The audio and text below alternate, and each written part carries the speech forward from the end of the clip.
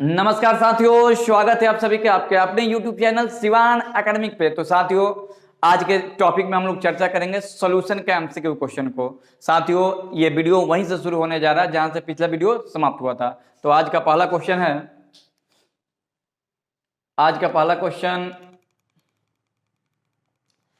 पिछले वीडियो में हम लोग 20 तक क्वेश्चन किए हुए थे, आज 21 करेंगे हम लोग। कह रहा है कि ताप में वृद्धि के साथ हेनरी नियतांक में क्या होगा। कह रहा है कि ताप में वृद्धि होती है तो हेनरी नियतांक में क्या होती है, यानी कि इसमें क्या परिवर्तन होता है, इसको समझना है। साथियों, सबसे पहले हम लोग समझेंगे कि ये हेनरी नियतांक होता क्या है, उसके बाद से इसको हम आगे चलते हैं। आपको बताया गया था हेनरी इक्वेशन क्या होता है, तो P = KH × X होता है। ये हेनरी का समीकरण है। हेनरी का समीकरण में आपको बताया गया था कि P = KH × X, जहां KH जो है, KH ये इसी को हेनरी कांस्टेंट कहा जाता है। हेनरी कांस्टेंट कहा जाता है। तो क्वेश्चन में पूछा है कि ताप में वृद्धि के साथ हेनरी नियतांक में क्या होता है। तो सबसे पहले तो आप हेनरी का इक्वेशन समझ गए। हेनरी का इक्वेशन होता है P = KH × X होता है, जहां KH = हेनरी कांस्टेंट, P जो होता है पार्शियल प्रेशर है,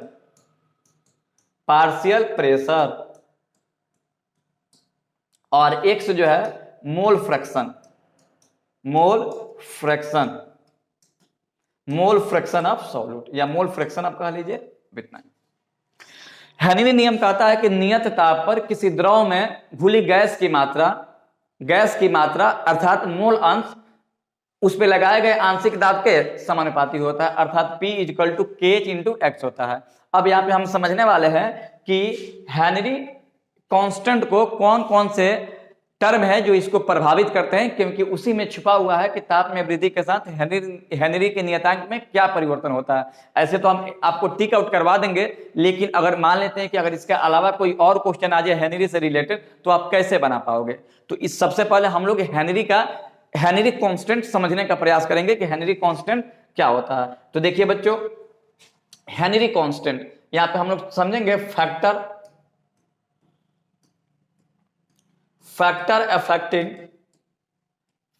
अफेक्टिंग द KH, यानी कि हेनरी कांस्टेंट को प्रभावित करने वाले कारक समझेंगे। पहला होता है कारक नेचर ऑफ गैस। बच्चों, पहला कारण होता है गैस की प्रकृति। कुछ गैस ऐसी होती है जो जल में घुल जाती है, और कुछ गैस ऐसी होती है जो जल में नहीं घुलती है। याद रखिएगा बच्चों, जो गैस जल में ज्यादा घुलनशील होती है उसका KH का मान कम होता है। आप यहां पे आपके सामने एक एग्जांपल दे रहे हैं, हाइड्रोजन, हीलियम, नाइट्रोजन, ऑक्सीजन। आपके सामने ये 4 एग्जांपल है। आप देखेंगे कि इसका KH का मान अधिक होता है, इसका KH का मान इससे भी अधिक होता है।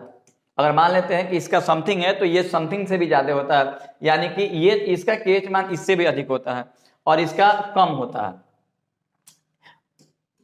ऑक्सीजन का KH का मान जो है कम होता है। तो आप देखे होंगे कि हीलियम गैस जल में अघुलनशील होता है। कारण क्या है कि इसका KH का मान डिसाइड करता है कि जल में घुलेगा कि नहीं, क्योंकि इसका KH का मान क्या होता है, अधिक होता है। जिस गैस का KH का मान अधिक होगा वो जल में नहीं घुलेगा। तो आप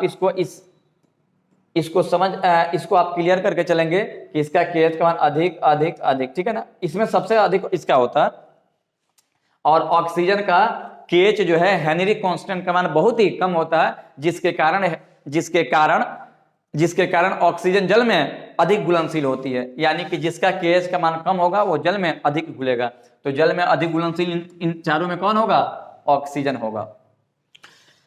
तो बच्चों, अब यहां पे एक और टर्म हम लोग समझेंगे। पहला कारण क्या था, तो पहला कारण था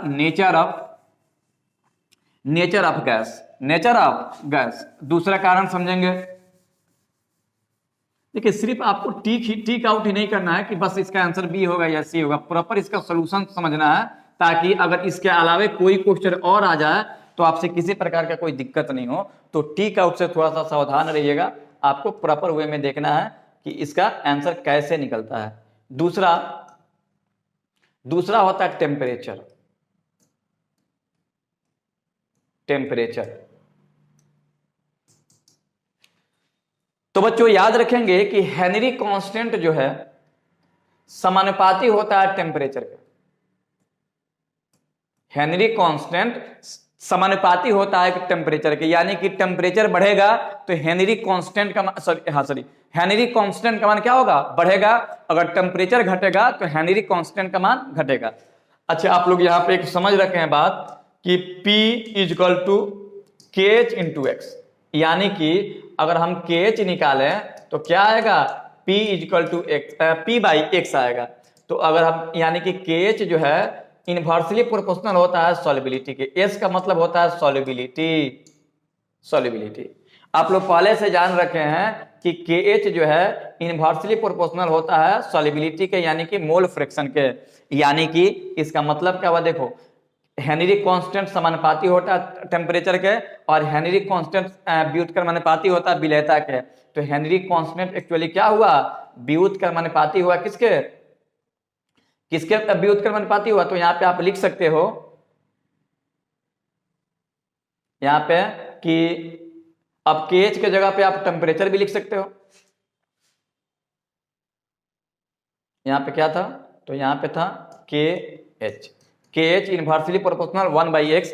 तो अब यहाँ पे आपने देखा कि KH जो है समानुपाती होता है टेम्परेचर के, तो यहाँ पे ये भी लिख सकते हैं कि टेम्परेचर व्युत्क्रमानुपाती क्या होगा 1/x, यानी 1 सॉल्युबिलिटी होगा। यानी कि ताप बढ़ेगा तो हेनरी, याद रखिएगा साथियों, जब ताप बढ़ेगा तो हेनरी नियतांक के मान में वृद्धि होगी। जब हेनरी नियतांक के मान में वृद्धि होगी तो विलेयता घटेगा। इस पॉइंट को एकदम नोट करके रखिएगा। तो क्वेश्चन क्या था, क्वेश्चन को एक बार देखिए। कह रहा है कि ताप में वृद्धि के साथ हेनरी नियतांक में क्या होगा। तो बच्चों जब ताप में वृद्धि होगी तो हेनरी नियतांक बढ़ेगा, और जिसका हेनरी नियतांक ज्यादा होगा वो गैस जल में कम घुलेगी। यानी कि ताप में वृद्धि के साथ हेनरी नियतांक का मान क्या होती है, ताप में वृद्धि के साथ यहाँ पे लिखे हुए हैं, इस टर्म को समझिएगा। ताप में जब वृद्धि होगी तो हेनरी नियतांक के मान में क्या होगी, वृद्धि होगी, यानी बढ़ेगा। आंसर क्या होगा, आंसर होगा 1। लेकिन ये टॉपिक अभी समाप्त नहीं हुआ है, इसमें एक और टॉपिक हम जोड़ेंगे।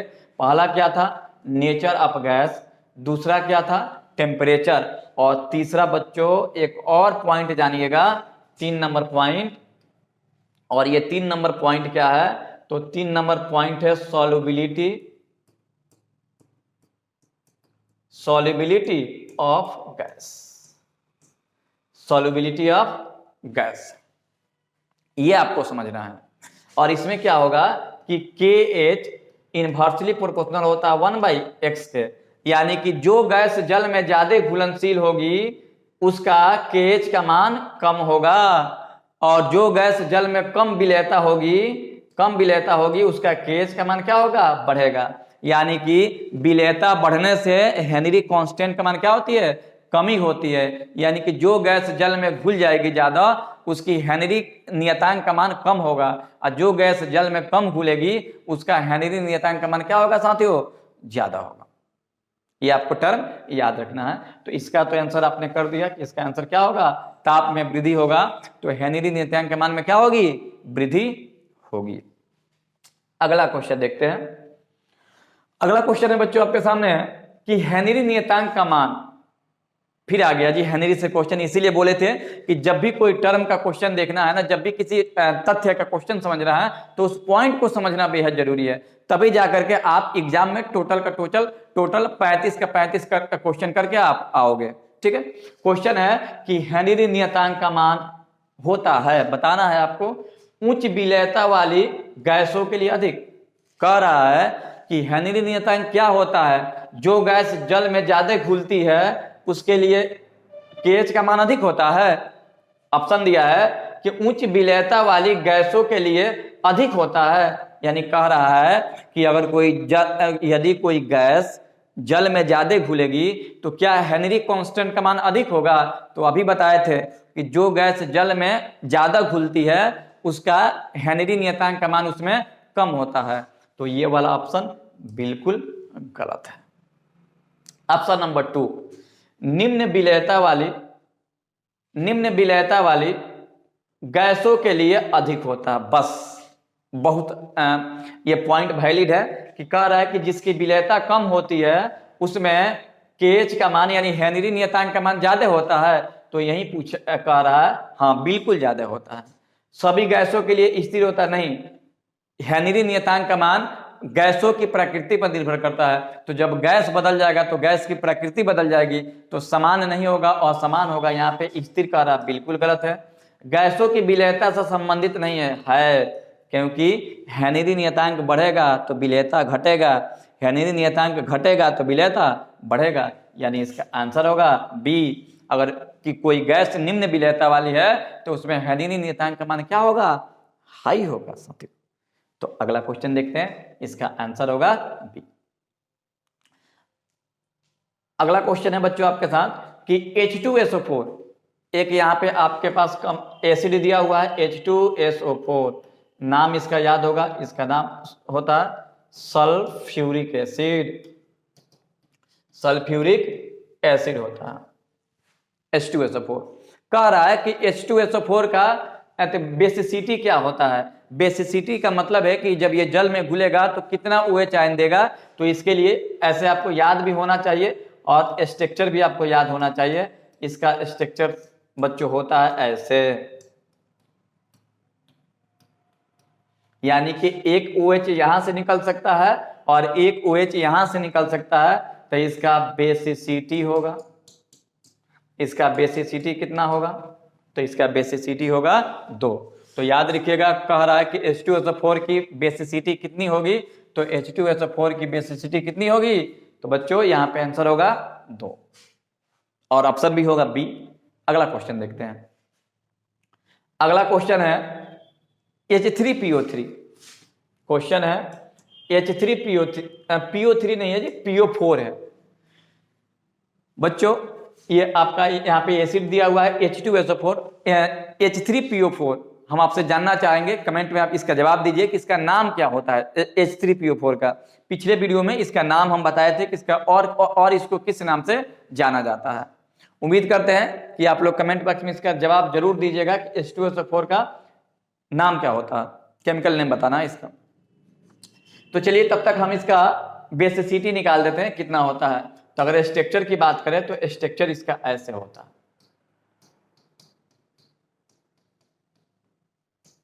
ठीक है। यानी कि ये 3 OH समूह के साथ, हाइड्रोक्सी समूह के साथ जुड़ा होता है।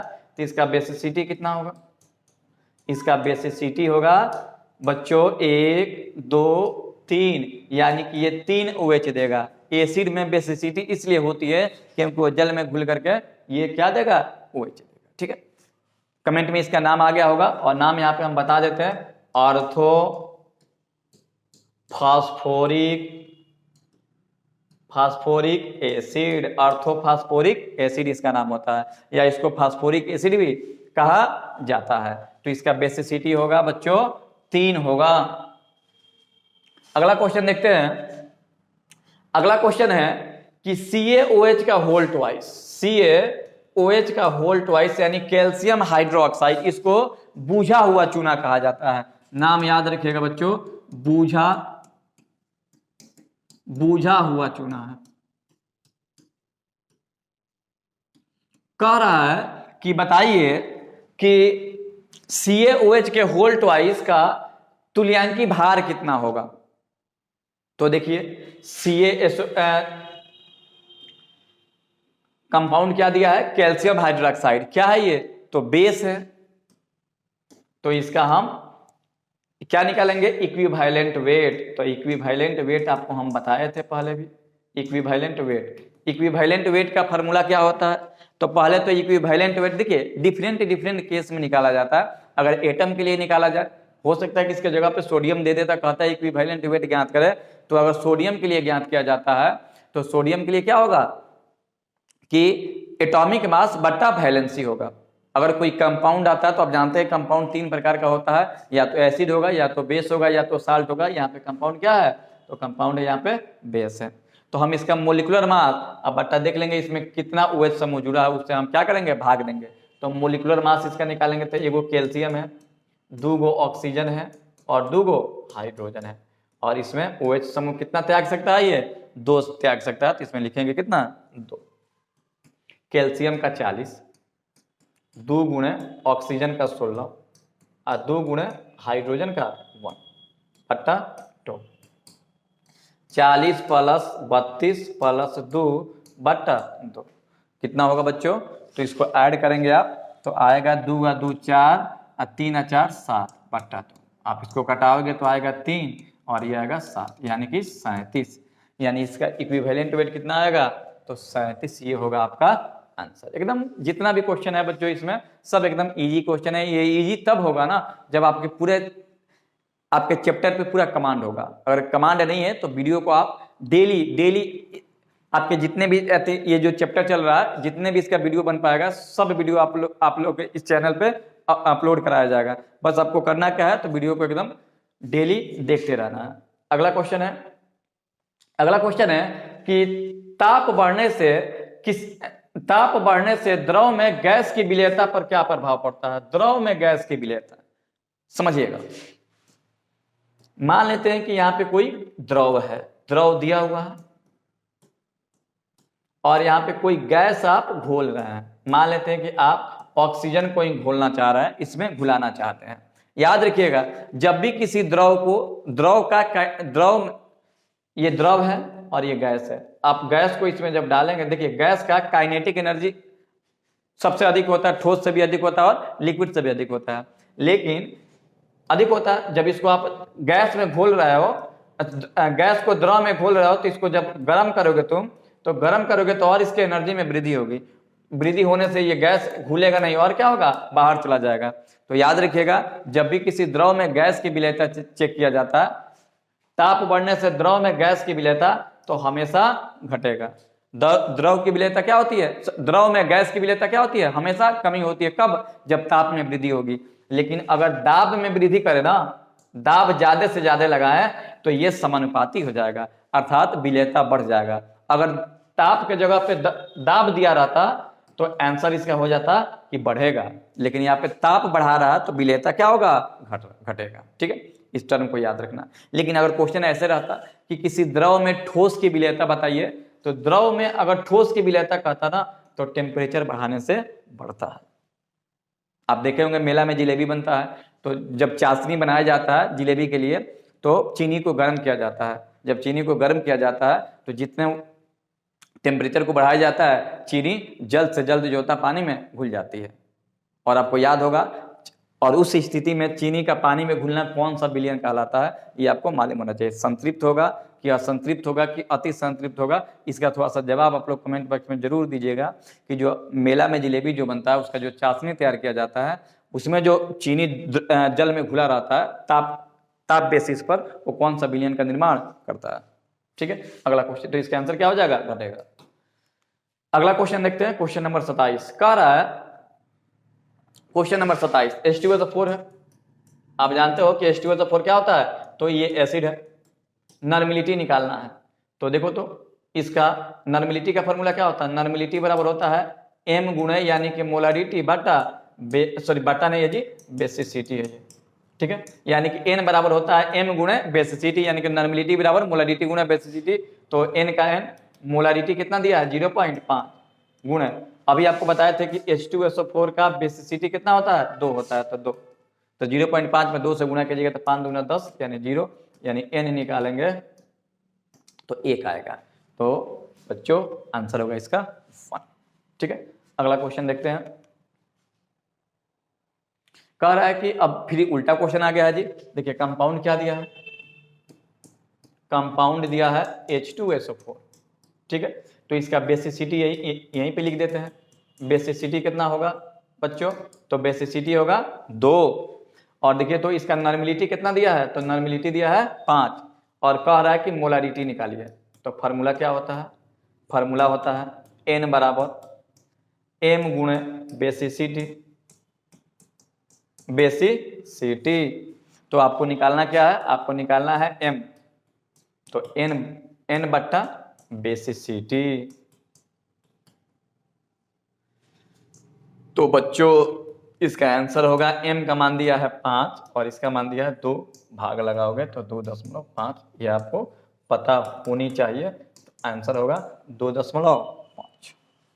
ऐसे बनाया जाता है क्वेश्चन। तो बच्चों इसको भी आप लोग, अगला क्वेश्चन देखते हैं। तो इसका आंसर क्या होगा जी? इसका आंसर होगा बी। ठीक है, अगला क्वेश्चन, क्वेश्चन नंबर 29। पीपीएम दिया है। सबसे पहले तो हम आपसे जानना चाहेंगे, कमेंट बॉक्स में इसका जवाब दीजिए कि पीपीएम का मतलब क्या होता है। सबका जवाब आ भी गया होगा कमेंट बॉक्स में, और हम लिख देते हैं, उससे मैच भी कर लीजिएगा। होता क्या है? पार्ट पर मिलियन, पार्ट पर मिलियन, 10 के पावर 6। पीपीएम का फुल फॉर्म होता है पार्ट पर मिलियन, और आपको बताया गया था कि ये इससे सांद्रण ज्ञात किया जाता है। क्या ज्ञात किया जाता है? सांद्रण। विलयता नहीं होगा, सांद्रण है, यही आंसर होगा। ये गलत है और ये गलत है, तो पीपीएम से सांद्रण ज्ञात किया जाता है। ठीक है, और एक और बात याद रखिएगा, इसको याद करने वाला एक और बात बता देते हैं। जल, ये भी क्वेश्चन पूछा जा सकता है कि जल के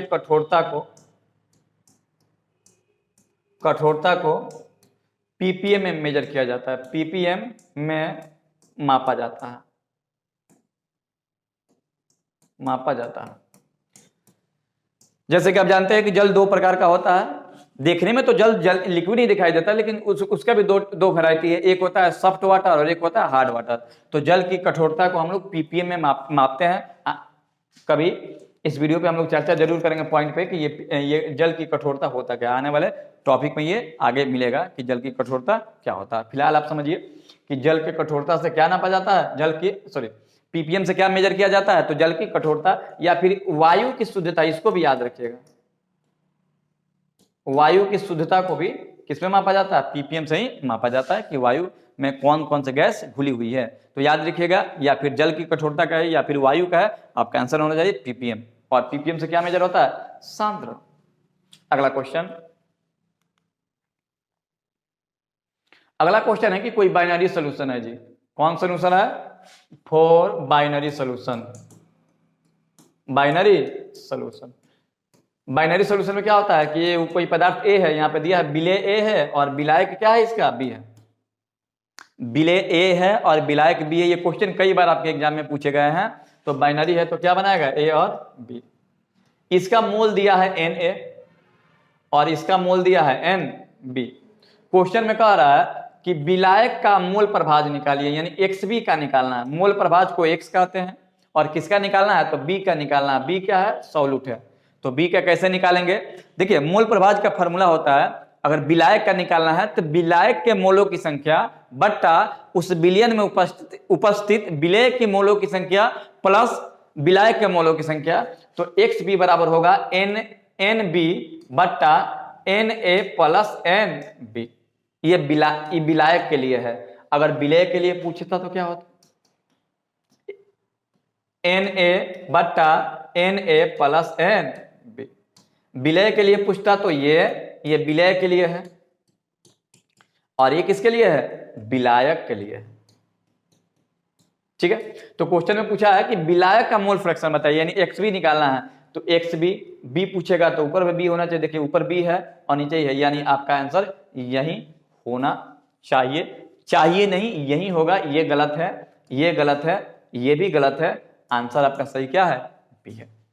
तो बच्चों, इस वीडियो में इतना ही क्वेश्चन। अगर ये वीडियो आपको अच्छा लगा हो नहीं, अच्छा लगना ही चाहिए, क्योंकि आपका एग्जाम बहुत ही नजदीक आने वाला है। 2 माह, लगभग 2 माह के बाद आपका एग्जाम आने वाला है। तो वीडियो को एकदम ध्यान से देखिए और वीडियो को ज़्यादा से ज़्यादा शेयर कीजिए, और अपने जितने भी दोस्त हैं उन सबके पास जरूर पहुंचे। इस वीडियो में इतना ही। जय हिंद।